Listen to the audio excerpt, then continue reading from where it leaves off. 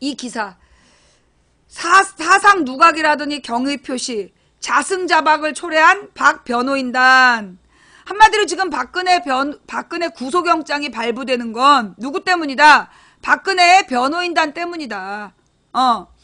지금 박근혜 변호인단들이 법의 논리 없이 감정적인 대응에만 올인을 했고 박근혜를 변호할 논리가 없다는 방대한 증거다라는 분석이 나오고 있다. 박근혜 전 대통령의 변호인단이 법리 공방을 뒤로한 채 외곽 여론전에만 골몰하다가 결국 자충수를 뒀다는 지적이 나온다. 한마디로 지금 이제 요 연합뉴스나 그 YTN에서도 하루 종일 얘기하는 게 박근혜 구속영장 발부까지 된 건 변호인단 때문이다. 그러니까 이제 얘네들 전략이 잘못됐다는 거죠. 검찰의 수사에 대해서 사상 누각이라는 등 모욕적인 표현으로 공격을 한 것부터 영장 청구를 앞두고는 경의를 표한다고 엉뚱한 의견을 내놓은 것도 결국 득보다 실이 됐다는 평가다. 지난해 11월 검찰특별수사본부가 중간 수사 결과를 발표하며 박 전 대통령을 피의자로 규정하자 유영하 변호사는 증거를 따지는 법정에서는 한 줄기 바람에도 허물어질 사상 누각이다라고 말했다. 한마디로 변호사가 검사를 개 모욕을 준 거야. 수사 결과 전혀 사실이나 법적인 근거 없이 엉터리로 이루어졌다는 뜻으로. 그러니까 이게 지금 기소 전이잖아요. 법정에선 자 이게 되게 중요한 거야. 지금 이제 수사 단계야. 이 유영하가 내가 볼 때 굉장히 무능한 변호사로 보이는데 내가 이 검찰 조사를 여러 번 받아봤잖아요. 이 해마다 이제 그 연례 행사로 내가 검찰 조사를 받아봐서 알아. 근데 이 검찰의 조사를 받는 단계에서는 변호사가 검사한테 굉장히 고분고분해요. 예의를 지키고 아주 옆에들 아무 말도 안 하고 가만히 앉아있다가 나오고 되도록이면 검사한테 잘 보이려고 노력해. 수사 단계에서는, 조사 단계에서는. 그러다가 기소가 되면 그 다음부터 변호사하고 검사가 싸우는 거야. 검사의 법리를 변호사의 반론으로 그 판사 앞에서 꺾어주는 거야. 근데 지금 검찰 수사 단계인데 사상 누각이라는 동 말해서 검찰한테 똥바가지 막 던진 거야. 한마디로 검찰이 열받아서 씨발 이거 한번 너 기소돼 봐. 기소의 앙심을 품을 수밖에 했다는 거야. 사상 누각이라 그러면서 막 주장을 했. 근데 왜 그럼 사상 누각이라고 했느냐 하면 박근혜 지지자들이 좋아할 말, 박근혜가 무죄라고 주장할 만한 바깥에 있는 지지자들한테 인기 끌고 싶어서 저런 말을 했다라는 게 첫 번째고, 두 번째로는 내가 나더러 그 두 번째 얘기 하라고 그래. 아니야 지금 밖에 잊어버릴 것 같아. 뭐냐? 한마디로 내가 볼 때 이 박근혜 변호인단의 목적은 박근혜 변호가 목적이 아니었다. 추측이야. 나의 소설인데 내 소설은 박근혜 변호인단은 박근혜를 변호하는 게 목적이 아니었다. 내 추측컨대 그럼 뭐가 목적이었냐면 박근혜 변호인단의 목적은 박근혜를 팔아서 박근혜의 불쌍한 상황을 만들어내고 그 상황을 팔아서 박근혜 지지 세력의 정치적 근거를 만드는 게 목적이었지 박근혜를 변론하는 게 목적이 아니었다. 예. 그러니까 이 처음부터 박근혜 지지자 변호사들이 박근혜를 위한 변명을 전혀 하지 않았어. 헌법재판관이 그건 지금 박근혜에게 불리한 내용을 계속 읽고 있다. 너 왜 그러냐? 그랬잖아. 탄핵심판 과정에서 박근혜 변호인단이 박근혜에게 불리한 진술, 불리하다고 증거로 채택도 안 해놓고 그걸 줄줄 읽고 있었던 거야. 한마디로 탄핵심판이나 이런 과정에서 박근혜에게 불리한 상황으로 계속 몰아갔다는 거야. 일관되게. 지금 박근혜 변호인단이 일관되게 박근혜에게 불리한 상황으로 몰고 갔어. 탄핵되고 검찰 구속영장이 발부되게끔 몰아간 거야. 내가 팩트는 몰아갔다는 거야. 이 기사를 다 보고 나면 나오겠지만 그럼 왜 그랬을까? 내 추측은 얘네들은 일부러 이런 거다. 일부러 이렇게 해서 박근혜를 불쌍한 상황으로 만들고 박근혜 지지자들의 감정에 호소해서 자기네들의 재기의 발판을 마련하려는 목적이 아니었느냐. 자, 이 기사를 한번 잘 보세요. 유 변호사는 그러니까 자 수사 결과가 전혀 사실이 아니라니 사실이나 법적인 근거 없이 엉터리로 이루어졌다라는 뜻으로 사상 누각이라는 표현을 썼다는 거야. 그러면서 이 검찰을 향한 발언이라기보다 보수 단체, 즉 박근혜의 지지자들을 향한 것이라는 분석이 많았다. 그러면서 유영아는 또 대통령이기 전에 여성으로서 사생활이 있다며 법리와 무관하게 감정의 호소. 한마디로 이게 법리적으로 들고 들어가면 박근혜 지지자들이 기본적으로 무식하기 때문에 이해를 못 하잖아. 그러니까 여자고 불쌍하다라는 식으로 그 박근혜의 지지자들을 자극했다는 거죠. 근데 이게 도리어 법정에서는 불리했다는 거야. 법조계에는. 이후 박 전 대통령이 측근인 친박 의원들과 일부 변호인단은 탄핵 반대 집회 등에 참여하면서 장외 여론전에 몸을 던졌다. 이거 봐. 얘네들은 박근혜 변론에 더 안 좋은. 여러분 생각해봐요. 노무현이 탄핵 심판 당할 때 문재인이 집회에 나왔어? 똑같은 거야. 노무현이 탄핵 심판 당할 때 그때 문재인이 변론 주도한 거 아니에요. 그리고 노무현이 이명박한테 수사당할 때도 변호사 대표했단 말이야. 그러면서 절대 이 문재인이가 집회 현장에 나오지 않았어. 그죠? 예. 조용했어. 그게 뭐냐 하면 변호사들이 그런 식으로 여론전을 펼치잖아. 그럼 판사가 괘씸죄를 적용해요. 내가 여러 번 그 조사를 받아봐서 알고 재판도 받아봐서 아는데 변호사가 여론전을 펼치잖아. 그럼 판사가 감히 여론을 동원해서 내 판결에 영향을 주려고 해? 그러면서 더 억하심정을 갖게 돼 있어. 그래서 판사들이 더 나쁜 쪽으로 결론을 내린단 말이야. 절대 변호사들이 그 재판 도중에 여론전에 뛰어들지 않아요. 재판부를 비판하거나 검찰을 비판하거나 그러면서 막 그렇게 얘기하는 무죄 증거를 제시하는 정도로 하는 거지 재판부를 비판하거나 그런 짓 안 해. 근데 막 그 김평우가 헌법재판관들한테 막 삿대질하고 지랄했잖아. 그건 뭐냐 하면 이거는 이 탄핵 심판을 아주 불리하게 가져가려고 작정을 한 행동이에요. 내가 재판도 받아보고 검찰 조사도 받아봐서 아는 거야. 절대 변호사가 그렇게 행동하지 않아. 예. 물론 이제 그 YTN에 나왔던 정치평론가는 그냥 변호사들의 수준이 떨어져서 그런 것 같다. 그러니까 판단력이 모자라서 그랬던 것 같다라고 어떤 교수는 얘기를 하는데 나는 그게 단지 판단력이 모자라서일까? 이건 좌우지간 내가 추측컨대 이거는 정상이 아니야. 정상적인 변호사의 모습이 아니었어요. 예. 자, 그럼 대통령이기 전에 여성으로서 사생활이 있다 이러면서 법리와 무관하게 감정의 호소. 이후 박근혜가 측근인 친박 의원들과 일부 변호인단이 탄핵 반대 집회에 참여해서 장외 여론전에 몸을 던졌다. 한마디로 재판에 불리한 짓을 골라 했다는 거야. 법리로 싸우기보다는 거리에서 여론을 형성해 검찰에 압박을 가하겠다는 계산이 깔린 것이었다. 하지만 결국 박근혜는 헌법재판소 파면 결정에 이어 검찰 대면 조사까지 당하는 등 갈수록 수세에 몰렸다. 이런 와중에 박근혜 측 손범규 변호사는 지난 21일 박근혜의 검찰 조사에 대해 진실이 밝혀지고 있다며 만족감을 드러냈다. 이게 또 문제야. 이러면 검찰에서는 마치 검찰하고 뭔가 왔다 갔다 한 걸로 보일까봐 더 안 좋은 결론, 피의자에게 불리한 쪽의 결론을 내린다는 거지. 손 변호사는 악의적 오보와 감정적인 기사, 선동정 과장이 물러가고 진실이 모습을 드러내기 시작하는 것을 봤다라면서 진실을 밝히기 위해 애쓰신 검사와 검찰 가족에게 경의를 표한다. 이 말 때문에 검찰이 구속영장을 발부했다고. 마치 이 말은 검찰이 박근혜 편을 들었다는 식으로 검찰이 박근혜의 입장을 충분히 고려했다라는 오해를 불러일으켰잖아. 그죠? 그러니까 이제 이 검찰이 더 기소를 할 수밖에 없는 그러니까 구속영장을 발부할 수밖에 없게 했다는 거지. 자, 이걸 변호사가 몰랐겠냐고. 모르지 않았을 거야. 근데 이렇게 얘기했다는 것 또한 박근혜에게 불리했다는 거죠.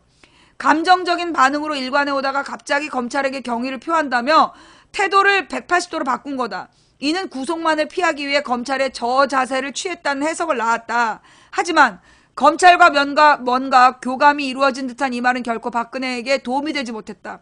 검찰 입장에서 구속영장을 청구하지 않을 경우 변호사의 말 때문에 되레 봐주기를 했다는 비판만 거세질 판이었다. 검찰이 오해를 사기 위해서라도 엄격한 잣대를 댈 수밖에 없는 상황을 만든 셈이다. 검찰에서도 손 변호사의 말이 무슨 말인지 모르겠다는 반응이 나왔다. 이 같은 배경에는 변호인단이 박 전 대통령의 범죄 혐의를 깰 수 있는 논리나 사실관계를 발견하지 못했기 때문이라는 분석이 나온다. 또 박 전 대통령의 변호인단에게 특수통 검찰 출신이 눈에 띄지 않는다는 점도 약점으로 꼽힌다. 이게 특수통이라는 게 뭐냐면 우리나라 검찰이 두 가지 흐름이 있다고. 하나는 공안검사, 하나는 특수통검사. 공안검사는 뭐냐면 멀쩡한 사람 간첩으로 몰아갔던 그런 게 이제 공안검사였고, 지금은 선거법 위반, 정치적 사건을, 정치인들을 다루는 게 공안검사야. 특수통은 뭐냐면 고위공직자들을 수사하는, 고위공직자 비리를 담당했던 사람들이 특수통이라는 거야. 그러면 이 특수통들은 결국은 이 특수통 검찰들이 소위 특수통 검사들의 생리를 안다는 거죠. 그런데 이 박근혜 주변에 특수통 검찰 출신이 없다라는 얘기는 박근혜를 도와주는 진짜 검찰이 없었다는 얘기야. 최재경 전 민정수석 등 대형 사건에 잔표가 굵은 인물들은 변호인단에 합류하지 않았다. 한 검찰 관계자는 검찰 수사 과정에서 박 전 대통령에게 효과적인 조언을 하는 사람이 없어 보인다라고 전했다. 따라서 검찰과 치열한 법리적인 정면 승부를 피한 결과 구속영장이 청구되면서 변호인으로서 자격을 의심받을 수밖에 없는 자승자박의 결과를 초래했다는 비판을 피할 수 없는 것으로 보인다. 한 변호사는 검찰과의 법리 공방에 승산이 없다고 판단한 박근혜 변호인단이 자신이 돋보이기 위해 변호를 위한 변호를 한 것으로 보인다. 왜 이랬겠어? 정치적으로 출마하려는 거 아니냐. 꼼수만 부리다가 패배했다라고 볼 수 있다라고 설명했다. 내가 볼 때 지금 박근혜 변호인단은, 이거 나의 추측이에요. 사실이 아니라. 내가 볼 때 박근혜 변호인단은 이번 박근혜 변호를 목적으로 하지 않았다. 한마디로 박근혜를 궁지로 몰아넣고, 그래서 박근혜를 불쌍히 여기는 사람들의 정서를 악용해서 자기네들의 정치적 제기의 발판을 마련하는 게 목적이었지, 절대 이들은 박근혜를 변론하는 목적이 아니었던 것으로 보인다. 만약에 변론하려고 했다면 이렇게 하면 안 된다는 거죠. 요게 이제 망치 부인이 가지고 있는 그 추측이다라는 거. 자, 그 다음에 오늘이 이제 그 김경준이가 BBK로 사기를 이명박이랑 같이 쳤던 게 김경준이잖아? 그런데 이제 이명박이가 김경준이 혼자 한 거다 이러면서 김경준을 잡아 넣었고, 그 김경준이가 지금 만기 출소를 오늘 한다는 거야. 그런데 김경준이가 한국에 남아서 활동을 하겠다 그랬는데 지금 김경준이를 공항으로 바로 빼서 추방시킨다는 얘기가 있어요. 예. 지금 이제 아침에 나온 뉴스인데 그 뒤로는 내가 찾아봐도 없는데, 예. 아침에 나온 그 뉴스에 의하면 이재웅의 아침 뉴스였나? 거기 나왔어. 예. 그러니까 이제 출소 이후에 바로 추방한다는 거야. 근데 이게 뭔가 수상한 거죠. 나는 이 두 가지는 뭐라 그러나? 지금 이제 그 위안부 협상을 비판한 여대생에게 1년 6개월 징역을 구형한 검찰, 그리고 김경준이를 출소 후 추방시킨다는 모습으로 봤을 때 지금 우리나라의 이 그 검찰이나 법조계에 이 친일파들이나 이명박 세력이 장악하고 있는 거 아니냐. 왜냐면 지금 김경준이가 한국에 남아서 활동을 하면 이건 누구에게 치명상을 주냐 하면 이명박에게 치명상을 줄 수밖에 없거든. 근데 이 김경준이를 추방한다는 건 결국 누구를 보호한다는 거야? 이명박을 보호한다는 거지. 예. 이거는 내가 볼 때 이것도 나의 추측인데, 이명박을 보호하려는 세력이 지금 한국의 법조계를 잡고 있다. 그러니까 지금 이제 이 특검과 검찰이 박근혜 수사를 열심히 했다고 그래서 우리가 이 특검이나 검찰이 민주화 됐다라고 오해하면 안 된다는 거야. 나는 이 김경준을 추방한다면 이건 지금 우리나라 법조계가, 우리나라 검찰이나 이 사정당국이나 법조계가 이 이명박 세력에 의해서 지배당하고 있다라고 나는 바라봐. 두 가지 사례를 가지고. 그럼 이 김경준, 그때 기획입국설이라는 게 있었어. 노무현 정부 말기에 김경준이를 노무현이 기획으로 입국시켰다. 그러면서 노무현을 막 비판하는 그 건수를 이용했던 게 김경준인데, 중간에 나왔어. 김경준을 데려온 건 박근혜 쪽이었다. 2007년에 김경준을 입국시킨 건 박근혜 쪽이었다는 거야.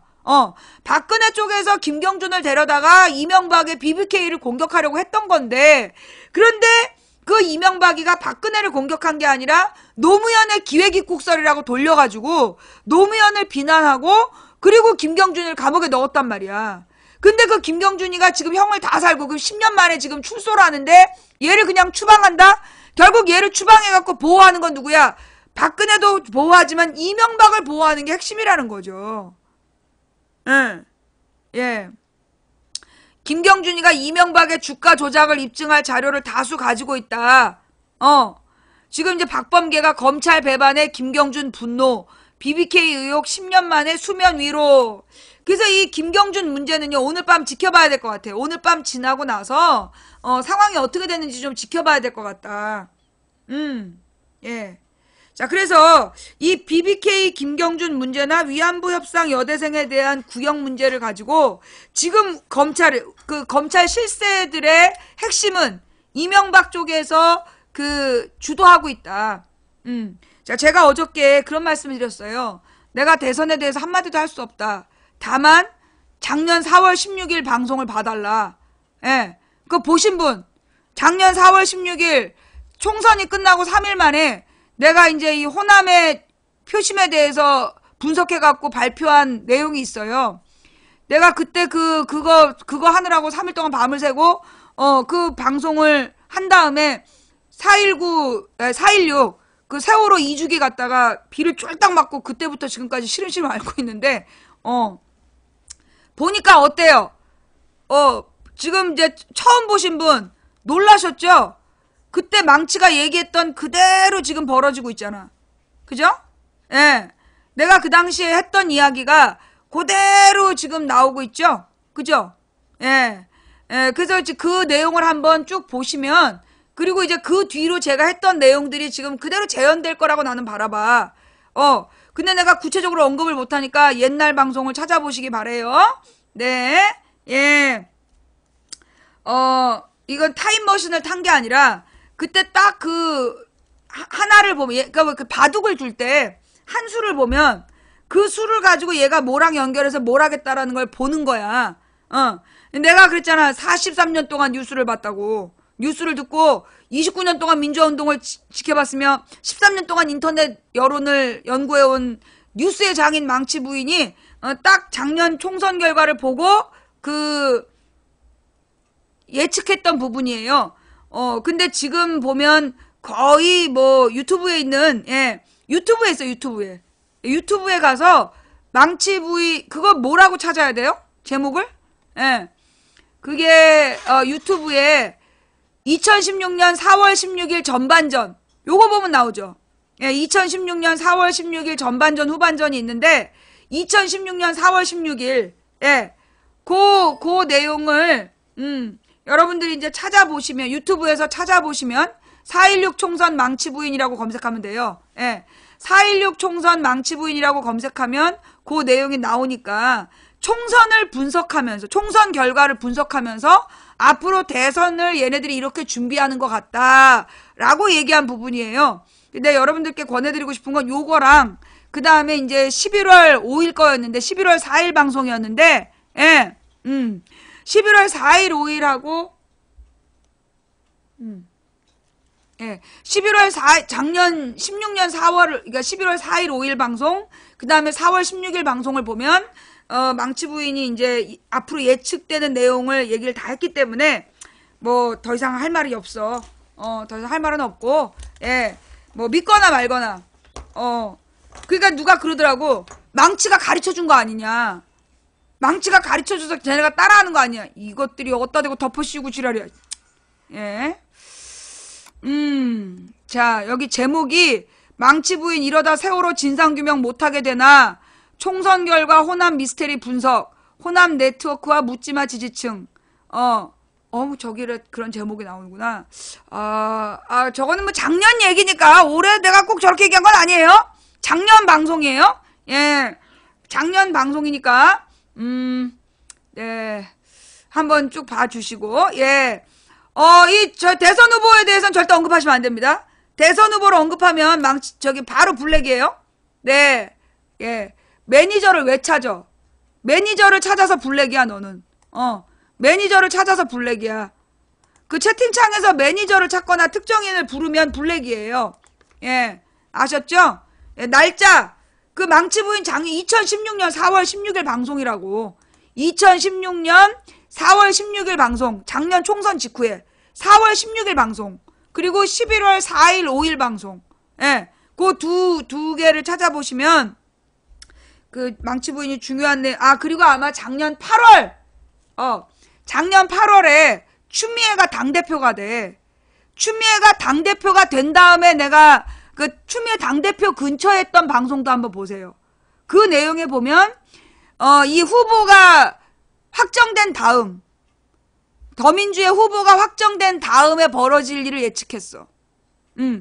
작년 8월에 그 추미애가 당선된 직후인가 당선되기 전인가에 내가 앞으로 이런 일들이 벌어질 것이다 라고 얘기한 게 있어요. 그게 언젠지 좀 찾아봐 주실래요? 예. 내가 작년 8월 달에 이 추미애가 그 당대표가 됐을 때 앞으로 대선 경선이 끝나고 나면 틀림없이 공정성 문제가 시비가 될 거다. 그러면서 내가 또 얘기한 게 있어. 그러니까 그 4월 16일 거, 4월 16일 거에는 전체판, 그 다음에 8월 달에는 더민주 경선 이후, 그 다음에 11월에는 국제관계와 더불어서 쟤네들의 제3지대론, 요런 것들에 대한 얘기니까 한번 찾아봐. 그래서 그러고 보니까 그러네. 내가 지금 말 못할 거 미리 다 했구만. 예. 근데 이제 이전에, 이게 만약에 요즘에 하는 거면 의미가 없지만 옛날에 했기 때문에 옛날에 얘기한 거니까 뭔가 더 있어 보여. 그지?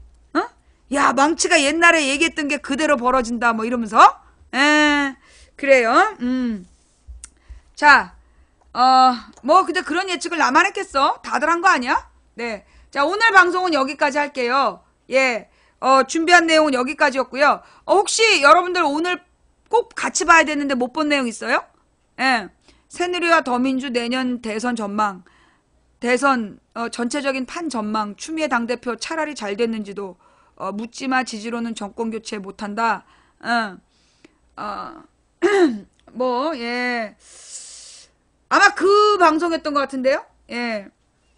그 8월 달에 그 추미애 당선 전후해서 내가 추미애 때문에 누구누구에게는 아주 불리하다는 얘기를 했었는데, 그것도 한번 찾아보시길 바래요. 예. 자,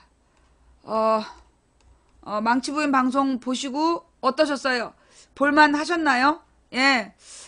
볼만 하셨다라면 추천 부탁드리고요. 예. 볼만 하셨다라면 추천 부탁드리고, 자, 그 다음에, 오늘 업해주신 5,332분께 감사드립니다. 예, 오늘 업 안 하고 도망간 인간들아, 오늘 밤 난처한 일을 겪을지어다. 예, 매니저님들 수고하셨고요. 이 방송 녹음 녹화 떠서 유튜브와 팟캐스트에 뿌려주신 시청자 여러분께 감사드리고요. 허락 없이 뿌린 분들은 고소 대상인 거 아시죠? 고소장 쓰고 있어요. 예. 자, 그 다음에 이제 오늘 후원해주신 분들 한 분 한 분 감사 인사 못 드려서 죄송하고요. 예. 가만 있어보자. 망치부인한테 대선판을 듣고 싶어요. 내가 미리 다 얘기했다니까. 미리 다 얘기했으니까 작년 방송 찾아봐. 거기 다 예측한 내용이 있어. 그럼 예측만 하면 뭐하냐? 지금 그 일이 벌어지고 있는데 대책은 어떠냐? 세웠겠지. 설마 내가 1년 전에 얘기했는데 아직까지 무대책이겠어? 나는 대책이 있을 거라고 믿어. 여러분들 너무 걱정하지 마세요. 지금은요, 막 대선을 진다 이긴다 이쪽에다 집중하면 안 돼. 예. 제가 여러분들께 드리고 싶은 얘기는 지금은 대선을 이긴다 진다에 집중할 때가 아니야. 어떤 내용의 대선이 될 거냐야. 무슨 얘기인지 아시겠어요? 예. 어떤 내용의 대선을 만들 거냐, 한반도에 누가 평화를 가져올 거냐, 아니 누가가 중요한 게 아니라 어떤 평화, 한반도의 평화 통일, 그 다음에 경제 민주화, 평화 통일과 경제 민주화에 대한 구체적 대안을 제시하라고 우리가 요구해야 돼요. 그런 대선판을 만들어야 돼. 그걸 이슈로 만들어야 돼. 경제 민주화와 평화 통일을 이슈로 만들어야 비로소 우리나라의 근본적인 문제가 해결될 수 있어요. 예. 그런 대선판을 만드셔야 되니까 누구냐에 집착하지 마. 누구냐는 아무 의미가 없어. 누가 돼도 내가 볼 땐 다 똑같아. 중요한 건 우리 국민들이 무엇을 중심 주제로 만들 것이냐야. 어차피요, 여러분, 우리는 지금 직원을 뽑는 거예요. 우리 대한민국이라는 편의점에 알바생을 뽑는 거야. 대통령이라는 알바생을 뽑는 건데 얘한테 어떤 일을 시킬 거냐가 중요한 거야. 그죠? 그럼 우리가 이 시키려는 업무를 분명히 해야 돼. 사장이 알바생에게 부여하려는 임무가 분명해야 그 업소가 제대로 돌아가는 거야. 그죠? 그러면 우리가 다음 대통령에게 구체적으로 요구하는 게 뭐냐? 나는 누구만 보면 눈물이 나요. 이런 개지랄 하지 말고, 걔들은 지랄 안 해요. 예, 그런 짓거리 하지 말고, 지금 다음에 대통령이 되면 반드시 해야 될 거 두 가지다. 경제 민주화와 평화 통일이야. 그게 말이 쉽지. 못하겠으면 대통령 나오면 안 되지, 썩을 놈들아. 경제 민주화하고 저기 평화 통일 못하겠으면 대통령 나오면 안 되지, 썩을 놈들아. 라고 얘기를 해야 된다는 거죠. 누가 대통령이 되든, 예, 평화 통일과 경제 민주화로 우리가 몰아가야 된다. 예, 그게 우리가 중요한 목표다. 자, 라는 말씀 드리고 싶고요. 자, 오늘 후원해주신 분들께 인사 못 드려서 죄송하고, 이름 안 불러줘서 후원하고 싶지 않으면 안 해도 돼. 그럼에도 불구하고 후원해주신 분들 덕분에 망치부인 방송 무사히 잘 마칠 수 있었고요. 자, 다음 방송은 자, 또 후원 못했다고 막 미안해하지 마세요. 별풍선을 못 쏴서 미안해. 난 그런 채팅이 제일 짜증나. 별풍선 못 쏴도 돼요. 생방송 처음부터 끝까지 지켜주신 여러분이 진정한 후원자다 라고 얘기했죠. 예. 자, 이 후원 못했다고 걱정하지 마세요. 생방송 시청자가 후원자야. 그러니까 우리 민간인 조력자들도 후원자예요. 자, 이렇게 온 국민의 후원으로 진행된 망치부인 방송이었습니다. 자, 오늘 방송 볼만 하셨다라면 추천 부탁드리고요. 예, 다음 방송 때까지 건강하시고, 자, 이제 세월호에 그 미수습자들이 수습되기 시작했어요. 9분의 미수습자가 온전히 수습될 수 있도록 여러분 기도를 멈추지 말아주세요. 그리고 우리가 그동안 지켜보지 못했던 1120명의 죽음, 그 가습기 첨가제 피해자들에 대해서도 우리가 잊지 말아야 된다. 세월호와 가습기 첨가제 문제는 정권을 넘나드는 이거 우리가 반드시 해결해야 될 문제다. 그래야 다시는 우리 자신이나 우리의 후손들이 그런 개떡 같은 피해를 보지 않는다. 그러니 우리 여러분, 일이 마무리가 보일 때 대부분이 그 실수를 해요. 등산도 올라가는 것보다 내려올 때 사고가 많아요. 그거 아시죠? 등산은 올라갈 때 사고 안 나요. 주로 다 내려올 때 사고가 나. 지금 세월호를 인양했고, 그리고 지금 미수습자들이 수습되기 시작한 이 시점, 지금이 그래서 중요한 거예요. 여기서 그냥 미수습자들에 대해서 그냥 대충 넘어가면 안 되는 거고, 대충 넘어가면 안 되는 거고, 온전한 세월호의 진상규명, 책임자 처벌, 가습기 첨가자 피해자들에 대해서도 피해 대책을 마련하고 책임자 처벌, 우리 이 방향을 분명히 해야 된다. 그리고 이제 어저께 나온 뉴스 중에서 묻혀버린 게 그 십상시 얘기인데, 그 얘기는 또 내일 할 수 있으면 할게요. 예, 제가 좀 적어놨다가, 예, 십상시 이야기, 그 십상시 문건, 요 얘기도 할 수 있으면 제가 할 테니까, 제가 이제 오늘 아까 낮에는 너무나 상태가 안 좋아가지고, 내일은 방송을 쉬려고 그랬는데, 공진단을, 우리 시청자들이 공진단을 먹으세요. 공진단 먹고 방송을 했더니 할만했어. 그래서, 내일도 몸 상태가 괜찮으면 방송을 할게요. 근데 만약에 내일 상태가 너무 안 좋다 싶으면, 예, 내일 하루 쉴 수도 있습니다. 예, 그래도 내일 와봐야 돼. 내일 1시부터 대기해. 내일 1시부터 대기하시고, 특히 이제 이게 오늘 갑자기 그 시신 일부가 나왔잖아요. 만약에 이제 내일이나 모레 또 그 영장이 어떻게 영장 심사 내용이라는 지금 다 비상시기이기 때문에 1시부터 대기하시고 제가 만약에 방송을 못할 것 같으면 1시쯤에 공지할게요. 예. 내일 1시쯤에는 와주시길 바라면서 자 지금까지 도봉구 창동사는 불량주부 망치부인이 보내드린 생방송 시사수다방이었습니다. 아 과제가 참 많아요. 이 상식이 통하는 합리적인 대한민국을 만들기 위해서 우리가 가야 될 길이 참 멀어요. 그죠? 과연 우리가 이번에는 죽 서서 개 주지 않을 수 있을까요? 된다고 믿든 안 된다고 믿든 당신의 믿음대로 될 겁니다. 한 사람이 꾸는 꿈은 꿈일 뿐이지만 백인이 꾸고 만인이 꾸면 현실이 됩니다. 중지동천, 무리가 모여 뜻을 모으면 하늘을 움직일 수 있다고 했습니다. 이기기 어려운 싸움에서 지지 않는 단 하나의 방법은 싸움을 끝내지 않는 것이다. 누군가 포기해서 오늘 우리의 절망이 싹텄다면 우리가 오늘 포기하지 않으면 내일의 역사를 바꿀 수 있다는 믿음으로 뚜벅뚜벅 걸어갑시다. 지금까지 잘해오셨어요. 지금 이제 시작입니다. 여러분 힘드시다고요? 아니에요. 이제부터 시작이에요. 정권 바꾸고 더 힘들 거예요. 왜냐하면 민주주의는 원래 산 넘어 산이에요. 우리는 알프스 산맥을 정목하는 그 마음으로 뚜벅뚜벅 갈 길을 갑시다. 우리는 해낼 겁니다. 그래서 21세기 지구상에 새로운 민족으로서 새로운 이 비전, 평화와 사랑의 리더십을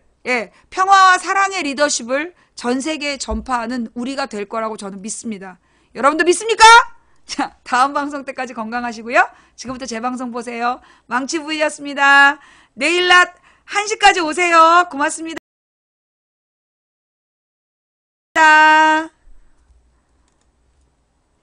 게요. 예. 믿습니까? 그러니까 아멘 그래. 예. 자, 이렇게 이제 이 그 사이비 종교가 싹 트는 거예요. 예. 그냥 망치를 교주라고 부르잖아. 자. 새로운 역사를 만들기 위한 거니까 뭐 나더러 교회 하나 차리자 뭐 이런 얘기 하시면 안 돼요. 예. 지금부터 제 방송 보시겠습니다.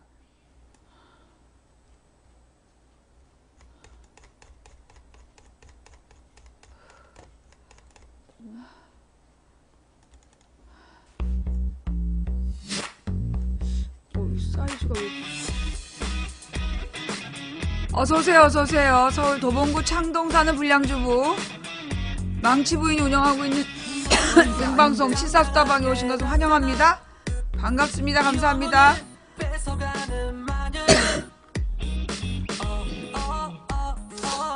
아 죄송해요. 예, 이게 아무래도 뭔가 좀 문제가 생긴 것 같아. 예, 연결 프로그램을 요걸로 해서 다시 틀게요. 왜 또 작아?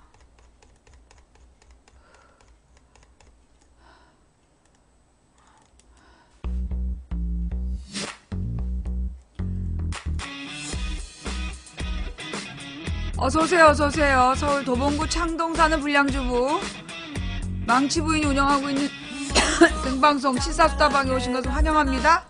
반갑습니다. 감사합니다. 업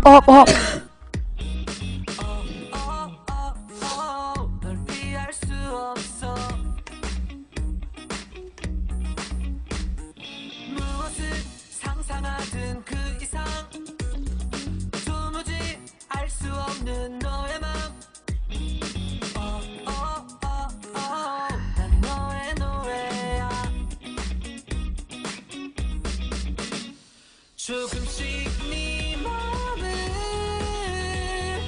알 것 같은데 움츠려든 가슴이 펴지질 않네.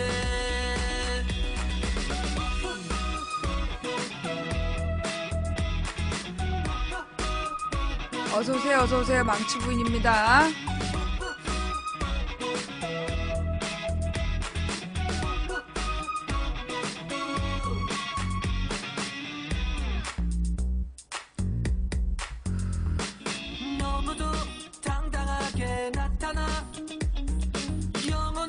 원래 8시 아닌데요. 화수목금은 낮 2시, 일요일만 8시. 조금씩 네 맘을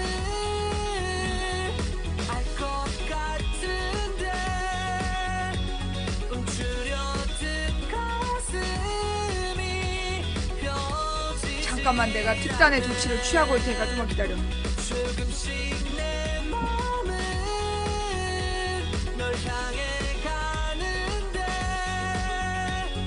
계속 망설이다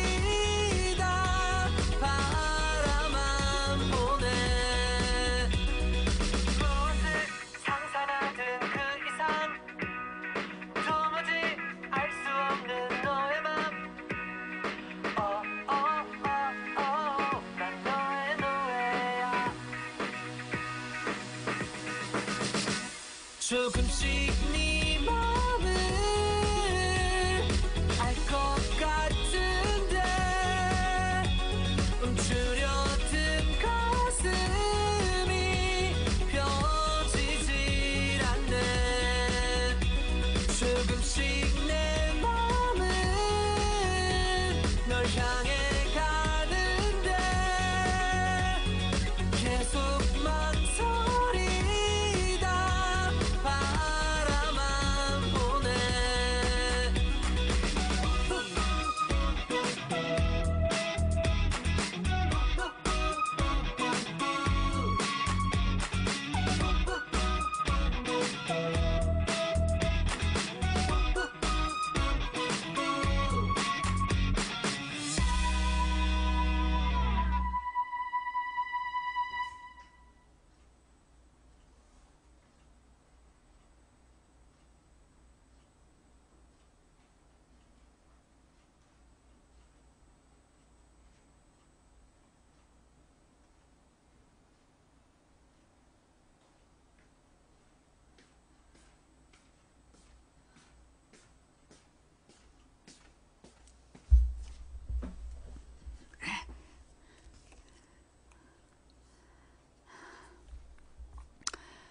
어서 오세요. 망치 부인이에요. 네.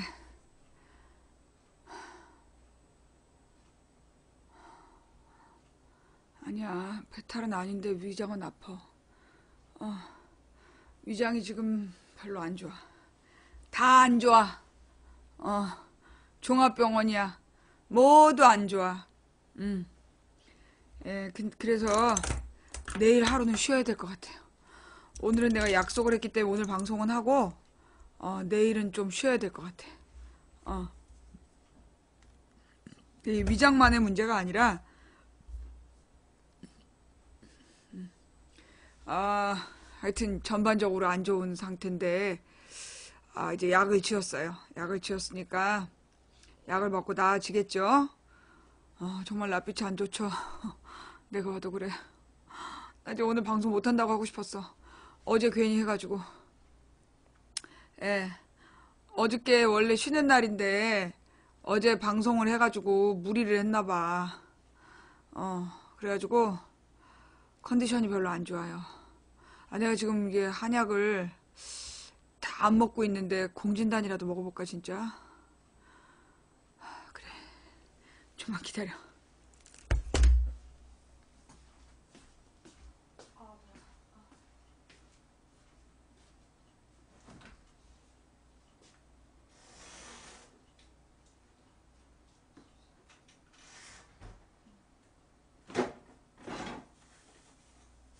망치 부인이에요.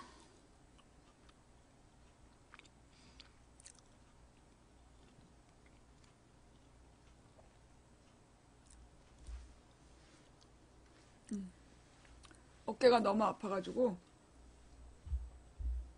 파스를 붙이고.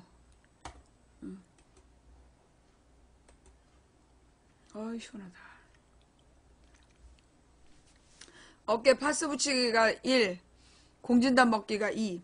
자, 공진단을 먹었기 때문에 오늘 힘차게 방송할 수 있어요. 여러분 이제 그 시즌 11이 시작됐잖아요. 네, 시즌 11이 시작이 돼가지고 왜 자꾸 시즌 11이래. 10일인데 예, 시즌 11이 시작이 돼서 새 코너를 만들었어요. 예, 새 코너. 일요일 저녁 8시에 인생 수다방.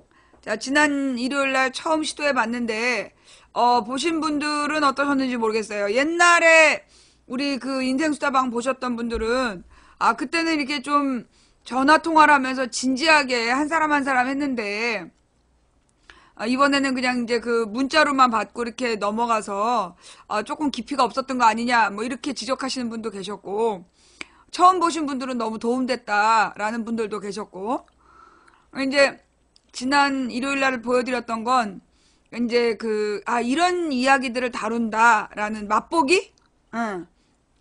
맛보기 수다방이었고요. 이제 다음부터는 이제 다음 주에 가능하면 이제 뭐 한 건 정도 전화 상담을 하고 나머지는 문자 상담. 그 다음에 이제 이게 전화 상담이, 이렇게 좀 이게 전화만 보통 30분 정도 걸려요. 시간 너무 오래 걸려가지고, 예. 그러면은 이제 케이스를 4개 정도밖에 못하니까, 그래서 이제 전화 상담은 하나에 문자 상담으로 이렇게 가려고 생각 중인데, 이제 상담 들어온 상황 봐서, 예, 전부 다 전화 상담으로 할지, 아니면 문자 상담으로 할지. 그래서 하여튼 인생 수다방, 예, 일요일 저녁 8시. 근데 그게 그렇게 안 되나? 내가 뭐라 했어? 인생 수다방 지금 보내지 말라고. 내가 지금 보내지 말라고 그렇게 얘기를 해도 지금 인생 수다방을 보내고 있는 분들 계세요. 안 된다니까. 내 일주일 동안 들어오는 게 너무 많아가지고, 그 인생 상담을 지금 보내신 거를 내가 금요일 날 찾을 수가 없어. 응. 그러니까 인생 수다방은 금요일 날부터, 금요일, 토요일, 그 다음에 일요일 저녁 8시 전에 인생 상담이라고 딱 머리글 달아서 내용을 보내야 된다고. 왜 그렇게 아무 때나 문자를 보내? 전화하지 말라 해도 꼭 전화하고. 응? 알았지? 금토일 저녁 8시 전까지 또 3일 동안만 인생 상담을 신청하는 거야. 평일에는 너무 문자가 많이 들어와가지고 제가 그걸 다 기억할 수가 없어요. 응. 인생 상담은 그래서 이제 금토일에만 신청할 수 있다. 그래서 일요일 저녁 8시. 응. 그 다음 또 새로운 코너 하나를 만들었어요. 질문 있습니다. 그래서 이제 화수목금 평일날 낮 2시. 예, 화수목금의 평일날 낮 2시에 그 방송을 하잖아요. 그래서 2시 반 정도부터 질문 있습니다 라고 그러니까는 여러분이 머리글로, 꼭 텔레그램을 하셔야 돼. 문자는 안 돼. 문자는 너무 많이 오기 때문에 내가 찾을 수가 없고, 그래서 근데 텔레그램으로 들어가면 내가 질문 있습니다라고 치면 그 질문 있습니다라는 머리글을 달아서 쓴 글이 쫙 떠요. 응. 그럼 내가 이제 거기에 대한 답변을 할 수 있는 거야. 그러니까 이제 여러분들이 그 질문 있습니다라는 머리글을 달고 제목을 달고 질문을 해주시면 되는데, 질문은 너무 길게 하면 안 돼. 막 이렇게 다음 페이지로 넘어가게 그렇게 길게 쓰면 안 되고, 한눈에 볼 수 있는 내용으로, 예, 보내셔야 된다. 그래서 이제 질문 있습니다도 낮 2시 이전에 보내야 돼. 낮 2시 이전에 보내야 내가 질문 있습니다를 검색해서 생방송 시간에 2시 반 정도부터 해드린다라는 거. 예, 그래서 질문 있습니다 코너. 그 다음 이제 세 번째 코너가 뭐냐? 망치 부인 어디가? 예. 이 망치 부인 어디가 요 코너는 몇 년 전부터 우리 김 사장이 나한테 요구한 코너인데, 시청자 탐방. 그래서 이제 우리 망치 부인 방송에 시청자가 직접 운영하는 업소이거나 아니면 이제 시청자가 잘하는 사람이 운영하고 있는 건데 좀 망치 부인에게 보여주고 싶다.